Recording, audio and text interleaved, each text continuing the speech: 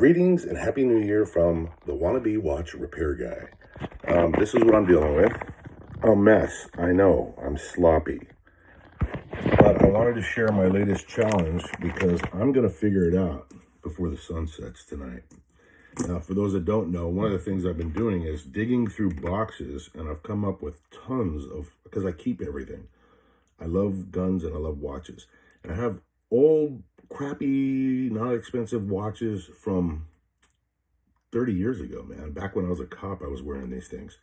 This is a cool one. This is a freestyle.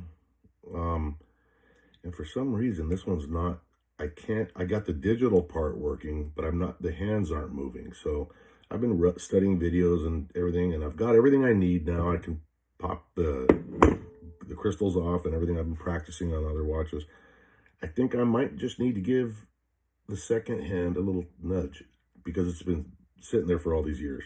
Try not to stare at that. I'm going to the dermatologist on the second. But anyways, I'm a white guy. I grew up in Southern California. I know, I got problems. So yeah, that's a different problem. And then the really cool one is this. This is a Casio. I think I did a whole video about it. If not, I should. If I ever write my book about law enforcement, this will be in that. Because the band actually rotted off. It's so old, but I got a new one. This watch right here, it was unbelievable. This was back in 1988. I was working Hollywood division, and I saw it advertised. There was no internet or anything. I sent away, got it, spent a lot of money on it at the time, and they're not worth really anything now. But at the time, it came with a little booklet, and you could have a cheat sheet where all you had to do was know the make of somebody's TV. It'd be like a Zenith or an RCA, and you'd press the buttons, and I'd be wearing the watch. And so we'd go to family disputes, my partner and I, and husband and wife are ready to kill each other. This motherfucker, she did that. And meanwhile, he's talking to them, and I'm looking at their TV, and I'd say, oh, it's an RCA, and I'd tap, tap, tap, tap, and then bam, it would come on. And I could just, with my arms crossed, I could be hitting the button, turn the volume on full blast. They'd turn around, oh my God, what's going on? We're like, excuse us, ma'am, we're trying to deal with your situation. Could you stop the shenanigans, please?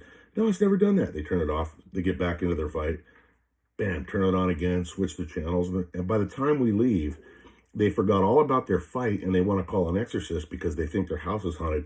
Great fun. A lot of shenanigans in the watch commander's office, having the TV go on. I even sat in a police car on Sunset Boulevard. The little infrared here was so strong, I could shoot it across the street to the TVs up above the clerk at the 7-Eleven. They're security monitors, but I would turn them to regular TV and just crank it full blast, and you'd see them climbing up on the counter, turn it off, switch the sound down, put it back to the security view thing, jump down, and I do it again. Great laughs, a lot of immaturity. What can I say? I've never grown up. So that's another one though that's freaking me out. I got the numbers to show. Can you see the digital numbers? Where's the camera? It's upside down, but it's not working. I don't know if I'll ever get that fixed. I really would like to, just because it's kind of like a piece of my history. Very cheap watch. I got the digits working, but not the freaking second hand. I'm learning. But I have restored and replaced batteries on a lot of, I got like 20 watches I have, which just replacing batteries is super fun and satisfying. However, this watch, most of my watches are downstairs.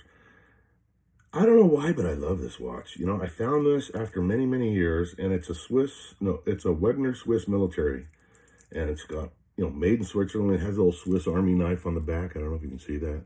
Look on the back. I mean, that's just bad. And there's something about it. It's simple, and it's cool, and I got it, got it running. So I'm super happy, and I want to wear it. Are you working? Yeah, it's working. So I want to wear it. Here comes the problem. I'm shrinking. I'm 61 years old. It's too big. So I've been changing links on watch bands and such, like this one here. This is a Movado. I got that one working good. Changed the watch, changed the band, shortened it. This band is a mystery to me, and maybe I'll post this and I'll tag it so that maybe some of you watch people can help me out here. It's very simple to, and by the way, the whole solution is probably simple, and I'm just not that bright. Not self-deprecation, just talking a fact here. I'm really good in a gunfight. I'm not too good at this type of shit, but I'm learning. So the little holes here make it pretty obvious how you can shorten or lengthen the bands going this way or this way. Here comes the problem. If I put it too far in on either side, let me show you what happens. Because this is a situation. I mean, it's a life changer.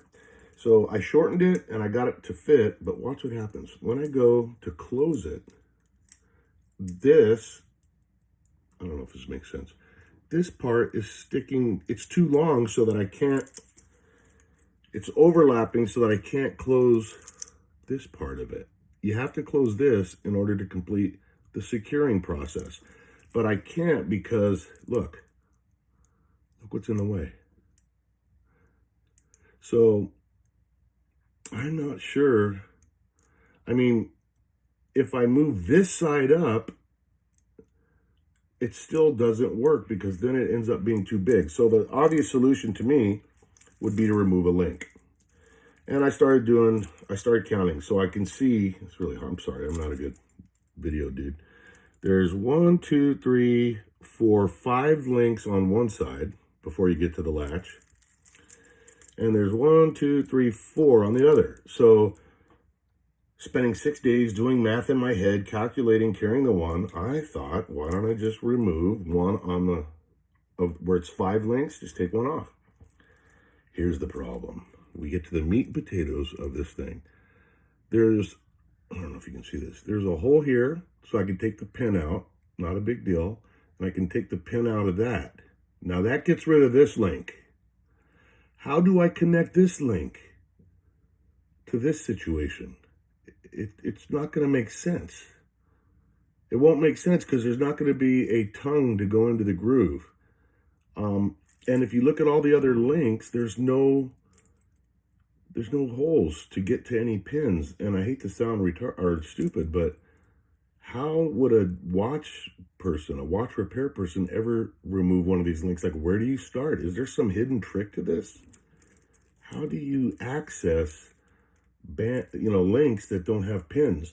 Because beyond the first pin, the first links on either end of the clasp, after that, there's no pins until you get to the watch itself. Does that make any sense? It's not really this red, it's the lighting, okay? God, you guys are so judgmental. Will you knock it off? I'm a human being, and I have feelings. But if anybody has the answer to that, please feel free to post it, and hopefully I've already fixed it by the time you see this, and then I'll have been a hero. But if not, what do you guys think? Thank you for watching, and we'll see you again on An Old Dude Tries to Do Shit That He's Probably Not Capable of Doing. Happy New Year.